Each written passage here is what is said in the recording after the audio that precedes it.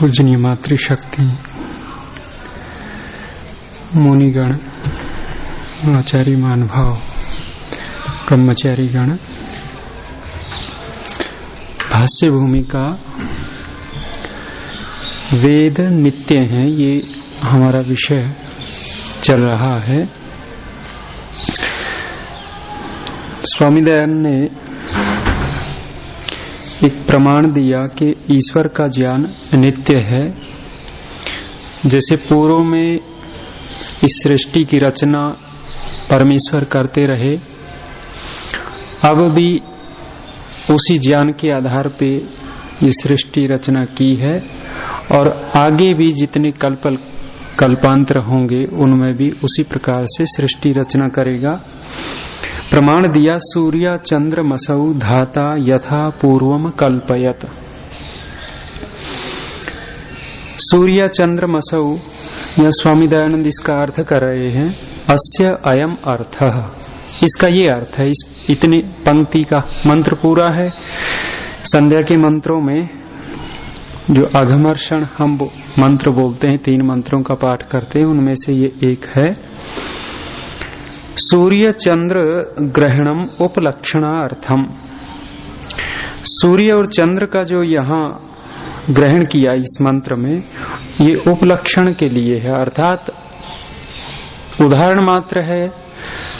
इससे जितने भी लोकांतर हैं, अन्य तारे ग्रह इत्यादि, वो सभी ले लिए जाएंगे। यथा पूर्व कल्पे सूर्य चंद्र आदि रचनम तस्य ज्ञान मध्य ही आसीत। जिस प्रकार से पूर्व कल्प में सूर्य चंद्र आदि की रचना का उसके ज्ञान के मध्य में थे, अर्थात सूर्य चंद्र इत्यादि लोकांतर पूरी सृष्टि बनाने का परमात्मा के अंदर जो ज्ञान था, तथैव तेन अस्मिन् कल्पे अपि रचनम कृतम अस्ति इति विज्ञायते। उसी प्रकार से इस कल्प में भी, जो वर्तमान में चल रहा है, इस कल्प में भी रचनम कृतम अस्ति, ये रचे हैं। जैसे पहले परमेश्वर का ज्ञान था, उसी प्रकार से अब रचा है, ऐसा जानना चाहिए। कुतः, क्यों प्रमाण दे रहे? क्योंकि ईश्वर ज्ञानस्य वृद्धि क्षय विपर्यय अभावात्। ईश्वरस्य ज्ञान, ईश्वर के ज्ञान का, परमात्मा में जो ज्ञान है, उस ज्ञान का वृद्धि क्षय विपर्य 3 बात दी। परमात्मा के ज्ञान में न तो कभी बढ़ोतरी होती, बढ़ोतरी उसकी होवे जिसमें अपूर्णता हो। जिसका ज्ञान पूर्ण है उसकी वृद्धि कहाँ? पूरा ज्ञान है, और उस ज्ञान का क्षय भी नहीं होता। परमात्मा का कोई भी ज्ञान ऐसा नहीं है कि जिसको भूल जावे, नष्ट हो जावे। और तीसरी बात कही, विपर्यय अभावात्। परमात्मा का ज्ञान विपरीत भी नहीं होता, भ्रम युक्त भी नहीं होता। चीज कुछ है और दिखने कुछ लग जाए, परमात्मा के अंदर ऐसा नहीं होगा। मनुष्यों के अंदर हो सकता है। सांप पड़ा हो, हम रस्सी समझ लेवे, मनुष्य समझ सकता है। रस्सी पड़ी हो, हम सांप मानने लग जाएं, ये विपर्यय, उल्टा ज्ञान हो गया, भ्रम युक्त ज्ञान हो गया। ऐसा ज्ञान मनुष्यों के अंदर हो सकता है, परमेश्वर के अंदर नहीं हो सकता। प्राय करके अपने यहाँ अनेक बातें ऐसी उठती रही, अपने पौराणिक भाई अथवा दूसरे लोग, उन्होंने वेद तो पढ़े नहीं, बिना वेद पढ़े ही उनके अंदर भ्रम युक्त ज्ञान हुए, बहुत सारे ज्ञान हुए। और उन्होंने पंक्ति भी क्या बनाई, प्रसिद्ध पंक्ति है जी,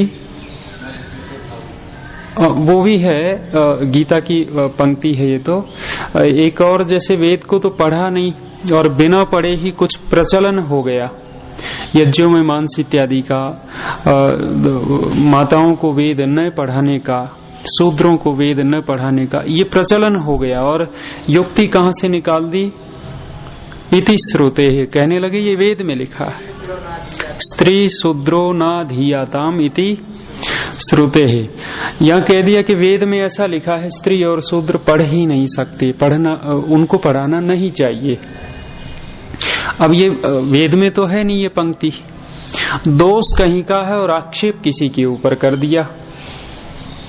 और दोष किसी का हो, आक्षेप किसी के ऊपर कर दे, दंड किसी को दे, बहुत भारी पाप हो जाता है और बाद में पश्चाताप बहुत होता है। एक धर्मपाल नाम का व्यक्ति था, धर्मपाल, और धर्मपाल को नौकरी मिली, शहर में चला गया। पुराना जमाना था, उसकी एक प्रिय गाय भी थी, गाय को साथ में ले गया, मकान ले लिया, रहने लगा। नजदीक में कार्यालय था, वहां जाता, काम करता, रोजाना आता, भोजन करके फिर चला जाता। समस्या ऐसी नहीं थी कि ताला लगाना पड़ी, पहले के लोग बिना ताले भी काम चला लेते, केवल सांकल बंद कर देता, गाय बाहर बंधी रहती। रोजाना ये कार्यक्रम एक बंदर देखता था। वो देखता कि रोजाना आता है, सांकल खोलता है, भोजन करता है, इसका भोजन अंदर होता है, फिर बंद करके चला जाता है। जब ये चला गया तो बंदर ने वही सांकल खोली जैसे वो खोलता था और भोजन किया, खा गया सारा सब कुछ। और चालाक इतना था, 2-4 टुकड़े गाय के आसपास फेंक दिए। अब ये धर्मपाल आया भोजन के लिए, सांकल वैसे ही बंद है, बंदर ने फिर बंद कर दी। अंदर गया तो देखा भोजन ही नहीं, बड़ा कष्ट हुआ। इधर उधर देखा, गाय के आसपास देखा तो टुकड़े पड़े हैं। समझा कि गाय बहुत चालाक है, ये गाय अंदर जाकर के मेरा भोजन खा गई। और लेकर के इतना गुस्सा आया, बेचारा भूख में था, वो गाय को पीट दिया। प्रिय गाय, उसको पीटा। गाय बेचारी सहन करती रही। 2-4-10 दिन ऐसे ही होते, रोजाना आता, बंदर तो खा जाता, फेंक जाता 2-4 टुकड़े, और ये सोचता है गाय बहुत दुष्ट है और रोजाना पीटता। प्रिय थी वैसे, बंधी होती, भ्रम हो गया। भ्रम ऐसे ही होता है, ख्याल ही ना आवे।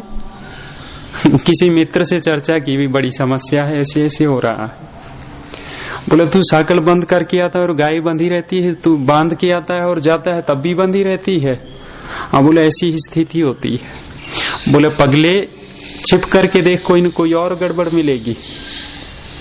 वो उस दिन साइकिल बंद की और वहां नहीं गया अपने कार्यालय में, वहीं छिप करके बैठ गया। और इसने देखा समय पर बंदर आया, बड़े युक्ति से सांकल खोली, खाया पिया, 2-4 टुकड़े गाय के आसपास फेंके, चल पड़ा। समझ में आ गया बंदर है, गाय तो बेचारी निर्दोष है। अगले दिन फिर बंदर आया तो इसने देख लिया, अंदर जैसे ही बंदर गया, बंदर की लगाई पिटाई, ठोका बंदर को। अब बाहर आया तो गाय इंतजार कर रही थी कि पीटेगा मालिक, क्योंकि रोजाना अभ्यस्त हो गई थी। आज इसने पीटा नहीं और गाय के गले में हाथ डाल करके रोने लग गया। गाय ने भी कंधे पर मुंह रख करके अपने आंसू बहाए। पश्चाताप की अग्नि में दोनों धुल गए। दोनों क्या, एक ही धुला। अपराध किसी का और दंड किसी को मिल जाता है। अपराध किसी ने किया, स्त्री शूद्रो ना धियाताम इति श्रुते कह दिया। अपराध कोई करता है, मड वेद के ऊपर दिया, वेद का नाम ले लेकर के कितने अनर्थ कर दिए, कितनी दूसरी बातें फैलाते रहे लोक में। तो यहाँ जो वेद का स्वामी दयानंद कह रहे हैं, न तो उस परमात्मा के ज्ञान में वृद्धि होती, न क्षय होता, न उल्टा ज्ञान होता। जैसे मनुष्य को उल्टा ज्ञान हो गया कि ये बंदर नहीं खाता, गाय खा जाती, उसको पता ही नहीं था गाय बंधी भी है, अंदर जा नहीं सकती, खोल नहीं सकती, लेकिन भ्रम। परमात्मा को कोई भ्रम नहीं होता, विपरीत ज्ञान नहीं होता। करे एवं वेदेषु अपि स्वीकार्यम, इसी प्रकार वेदों के विषय में जानना चाहिए। जैसे परमात्मा ने सृष्टि रच दी पूर्व ज्ञान के अनुसार, ऐसे ही उस परमात्मा के अंदर वेद का ज्ञान पूर्व में था तो अब दे दिया और ऐसे ही आगे देता रहेगा।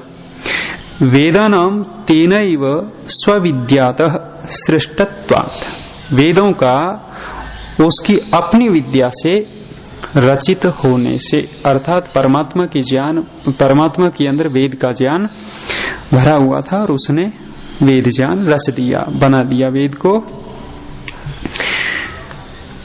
आगे कह रहे हैं अत्र वेदानाम नित्यत्वे व्याकरण शास्त्र आदि नाम साक्ष्य अर्थम प्रमाणानि लिख्यन्ते। कह रहे हैं यहाँ वेदों के नित्यत्व में, वेद नित्य हैं, इसके लिए व्याकरण आदि शास्त्रों की साक्षी देते हैं, उनके प्रमाण यहाँ लिखते हैं कि व्याकरण आदि शास्त्र भी वेद को नित्य मानता है, वेद अनित्य नहीं है, अर्थात ज्ञान हमेशा नित्य बना रहता है। तत्र आह महाभाष्यकारः पतंजलि मुनि ही, यहाँ महाभाष्यकार पतंजलि मुनि हुए अपने महर्षि पतंजलि। 3 पतंजलि हुए हैं, तीनों के विषय में अलग अलग धारणा। बहुत सारे लोग कहते हैं तीनों एक ही थे। पतंजलि मुनि योग दर्शनकार, पतंजलि मुनि आयुर्वेद के कर्ता शायद चरक, और पतंजलि मुनि ये महाभाष्यकार व्याकरण के। बहुत सारे लोग तीनों को एक श्लोक भी बना रखा है। वाणी की शुद्धता जिसने कर दी, शरीर की शुद्धि जिसने कर दी, मन की शुद्धि जिसने कर दी, ऐसे पतंजलि मुनि को नमस्कार, श्लोक बना रखा, वो मुझे याद नहीं है। तो अर्थात पतंजलि को एक ही मानते हैं वे लोग, लेकिन ऐसा नहीं है। विद्वानों का मतभेद है कि ये महाभाष्यकार पतंजलि बहुत बाद के हैं, पाणिनि के भी बाद के, लगभग 2500-3000 हजार वर्ष पूर्व के, और योग दर्शनकार तो बहुत पुराने हैं, और शायद ये आयुर्वेद वाले मध्य के होंगे। तो तीनों अलग अलग। तो यहाँ तत्र आह महाभाष्यकार है पतंजलि मुनि। पतंजलि मुनि ने महाभाष्य में लिखा, नित्यः शब्दा नित्येषु शब्देषु कूटस्थैः अविचालिभिः वर्णैः भवितव्यम् अनपायोपजन विकारिभिः इति। ये महाभाष्य का वचन स्वामी दयानंद ने दिया है। इसका अर्थ आगे देंगे। सामान्य अर्थ है नित्या शब्दा, शब्द नित्य हैं। नित्येषु शब्देषु, नित्य शब्दों में कूटस्थैः, कूटस्थ अर्थात जो हिलता डुलता नहीं है, सदैव एक रस बना रहता है। अविचाली भी, उसी का अर्थ कर दिया, विचलित नहीं होता, कंपित नहीं होता। वर्णई, वर्णों के द्वारा भवितव्यम होना चाहिए क्या? अनपाय उपजन विकारी। 3 कह दिए। अनपाय माने जो लोप नहीं होता शब्द का, लोप नहीं होता, क्षीण नहीं होता।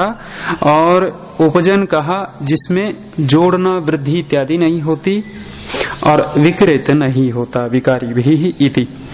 इदं वचनम प्रथम आहनिकम आरभ्य बहुषु स्थलेषु व्याकरण महाभाष्ये अस्ति। ये जो वचन है महाभाष्य का, आप लोग व्याकरण जो जानते हैं उनके लिए है ये। करें ये वचन प्रथम आरंभ हुआ, वहां से लेकर के बहुत स्थानों पर महाभाष्य में ये पतंजलि मुनि ने वाक्य दिया है, बार बार दिया है। और एक और दे रहे हैं, श्रोत्रोपलब्धि बुद्धि निग्रह्य प्रयोगेण अभिज्वलित आकाश देश शब्द। वर्णोच्चारण शिक्षा पढ़ी होगी तो उसमें ये दिया हुआ स्वामी जी ने। इदम अयुण सूत्र भाष्ये च उक्तम इति। ये अयुण सूत्र का जो भाष्य पतंजलि मुनि ने किया तो ये दिया हुआ है। अर्थात शब्द का लक्षण लिखा कि शब्द क्या है? श्रोत्र उपलब्धि, जो कान से सुना जाता है। दूसरा किया बुद्धि निर्ग्रह्य, बुद्धि से जो ग्रहण किया जाता है। और जिसका ठहरने का स्थान, अधिकरण जो है वो आकाश है। आकाश उसका स्थान है, कानों से सुना जाता है और बुद्धि से ग्रहण होता है। इस लक्षण वाली जो चीज है वो शब्द है। शब्द की परिभाषा दे दी। अस्य अयम अर्थ, जो ऊपर दिया उसका अर्थ दे रहे हैं। वैदिका लौकिकाश्च सर्वे शब्दा नित्यः सन्ति। वैदिक और जो लौकिक शब्द हैं वे सारे के सारे नित्य हैं। महर्षि पतंजलि इस बात को कह रहे हैं। एक वैदिक शब्द जो वेद में है और लौकिक शब्द जो हम प्रयोग करते हैं, बोलते हैं लोक के। कुतः क्यों? शब्दानां मध्ये कूटस्था विनाश रहिता अचला अनपाया अनुपजना अविकारिणो वर्णाः सन्ति। अतः क्यों करें? शब्दों में जो है कूटस्था स्थिर, दूसरा कहा विनाश रहिता, उनका नाश नहीं होता, अचला इधर उधर नहीं होते, अनपाया, अनपाय ऊपर आया था, लोप इत्यादि नहीं होता उनका, अनुपजना, उपजन भी हुआ था, उनमें जोड़ घटना बढ़ना वृद्धि इत्यादि नहीं होता, अविकारीण वर्णा, और उनके अंदर विकार नहीं होता। इसलिए शब्द जो है वो नित्य है। आगे ये जितनी भी बात कही है कि शब्द कूटस्थ है, नाश रहित है, अचल है, अनपाय है, अनुपजन है, अविकारी है, तो इसमें शंका करेंगे। व्याकरण में तो बहुत होता है, हमारे यहाँ किसी के स्थान पे आदेश हो जाता है, किसी का लोप हो जाता है। जब व्याकरण पढ़ते हैं तो बहुत कुछ होता है, तो वो शंका आगे रखेंगे। अपायो लोप, अपाय को खोला लोप, निवृत्ति ही ग्रहणम, निवृत्ति को खोला ग्रहण, उपजन को खोला आगम। व्याकरण में आगम होते हैं। आगम किसको कहते हैं? एक आदेश एक आगम। आदेश जो होता है शत्रु के तुल्य और आगम जो होता है वो मित्र के तुल्य होता है। अर्थात आगम होगा तो वो पास में आके बैठेगा और आदेश होगा तो उसको हटा करके बैठेगा। विकार आदेश, विकार को आदेश कर दिया, आदेश हो जाते हैं कुछ। एते न विद्यन्ते येषु शब्देषु तस्मात् अनित्याः शब्दाः, ये जो हैं जी, तस्मात् नित्याः शब्दाः, इसलिए शब्द जो है ये नित्य हैं। अब वो जो शंका है व्याकरण में जो होता रहता है वो बात उठाई। ननु गण पाठ अष्टाध्यायी महाभाष्येषु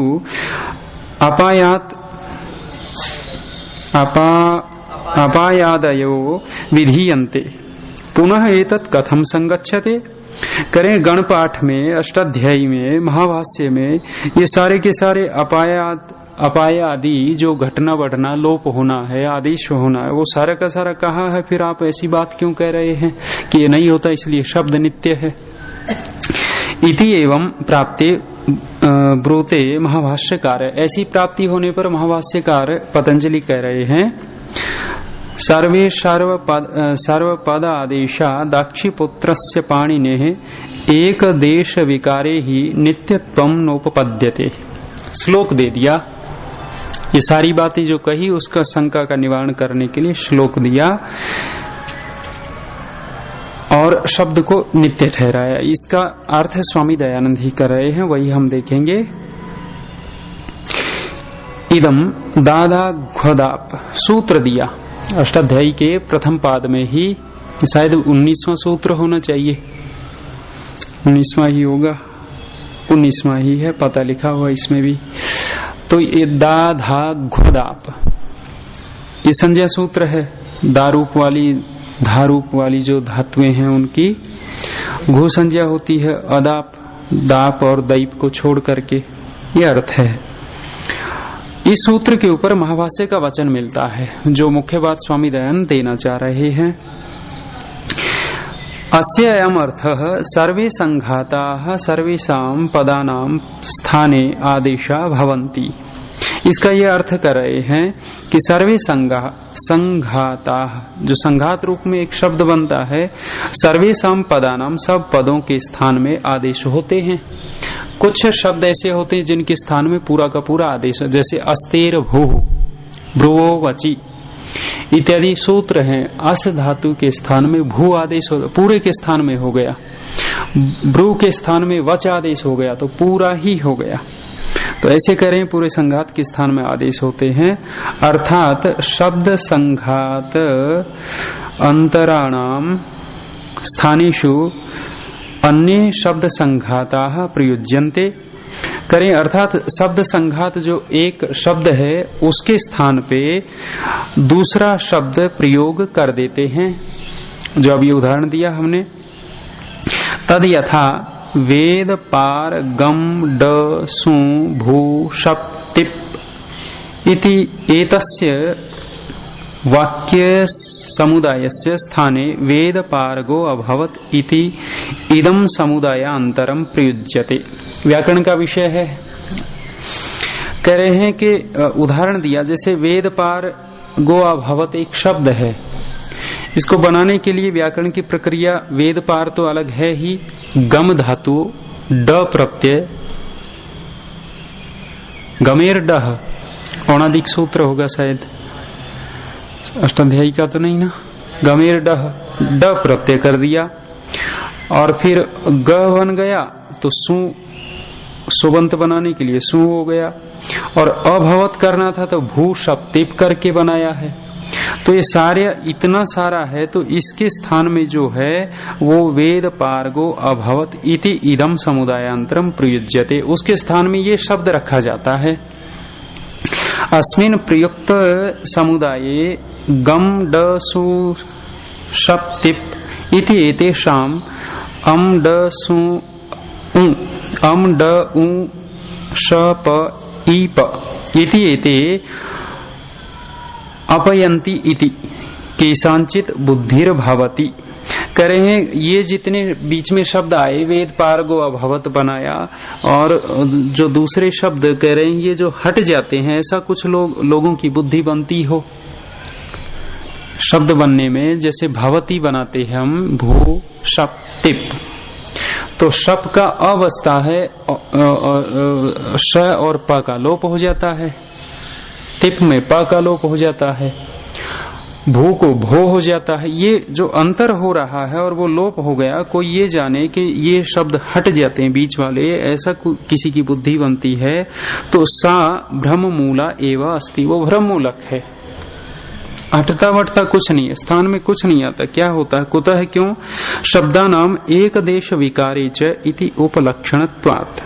प्रमाण दिया ऊपर जो श्लोक में था, एक देश विकारे ही नित्यत्वम नोपपद्यते, शब्दों का एक देश विकारे अर्थात एक शब्द के स्थान में दूसरा शब्द हम ले आते हैं, आ जाता है, अथवा एक देश विकृत हो जाता है किसी शब्द का, तो उसको हम अनित्य नहीं कह सकते। वो जैसे कुत्ता है, प्रसिद्ध उदाहरण महाभाष्य में यही देते हैं, जैसे कुत्ता है एक देश विकारी, शायद ये वो होगी परिभाषा, एक देशे विकृत अनन्यवत भवति, परिभाषा सूत्र है, परिभाषाएं अलग दी हैं। तो कह रहे हैं एक देश में विकार होने पर ऐसा नहीं माने कि ये कुछ और ही हो गया। प्रसिद्ध उदाहरण वहां दिया, जैसे कुत्ता है, कुत्ते की पूंछ काट देवे तो एक देश में तो विकार आ गया, तो विकार हो गया तो उसको कुत्ता ही कहेंगे, पूंछ काटने के बाद भी कुछ और नहीं हो जाता। तो ऐसे ये जो शब्द कुछ लोप हो गए, कुछ हट गए दिख रहे हैं, तो वो शब्द वही बना रहेगा, अलग नहीं हो जाता। कहने का तात्पर्य यही है, नैव शब्दस्य एक देश अपाय एक देशोपजन एक देश विकारे सति दाक्षीपुत्रस्य पाणिनेः आचार्यस्य मते शब्दानां नित्यत्वम् उपपन्नम भवति। अतः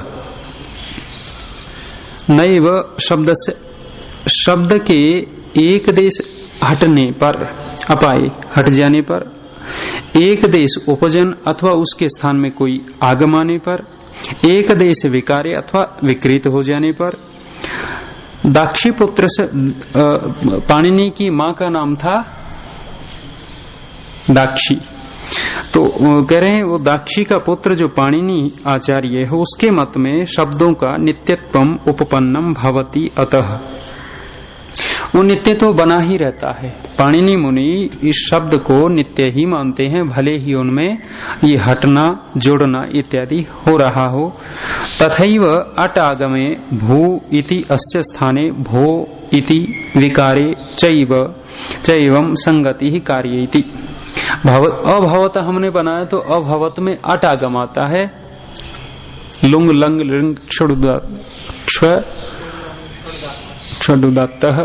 अट आ जाता है और उदात होता है, तो वो अट भू भो अ सामने आ गया तो वो एक अलग से आया है, तो करें उसकी भी इसी प्रकार संगति जान लेनी चाहिए।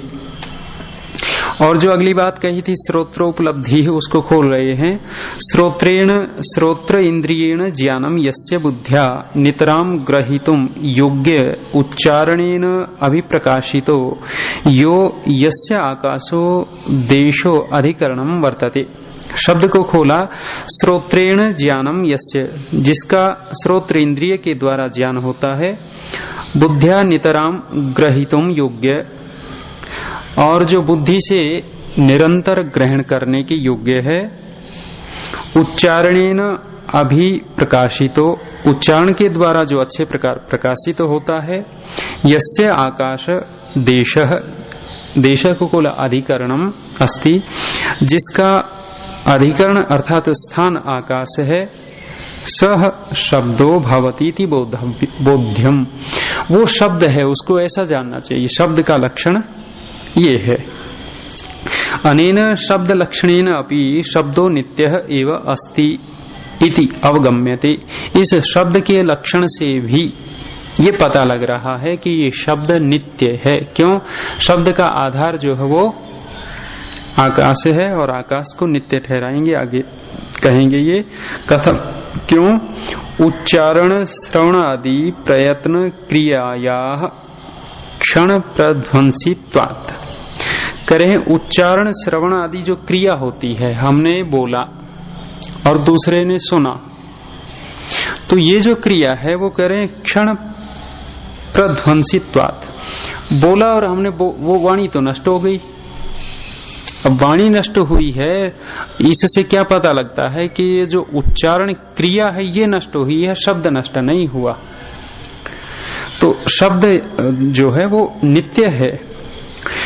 एक एक वर्ण वर्तनी वाक इति महाभाष्य प्रामाण्यात। करे एक एक वर्ण वर्तनी, वाणी जो है एक एक वर्ण का उच्चारण करती है, सीधा शब्द का नहीं। हम बोल रहे हैं राम, तो ऐसा लग रहा है कि एकदम बोल दिया, लेकिन एकदम नहीं बोला। एक एक वर्ण निकला है वाणी से, र आ म अ, एक एक बोला है। तो वाणी का सामर्थ्य ही इतना है कि वो एक एक लेकर के ही बोलेगी, प्रकट करेगी। तो ये महावास्य का प्रमाण दिया। प्रतिवर्ण च वाक् क्रिया विपरिणमते अतः तस्या एव नित्यत्वं गम्यते न च शब्दस्य इति।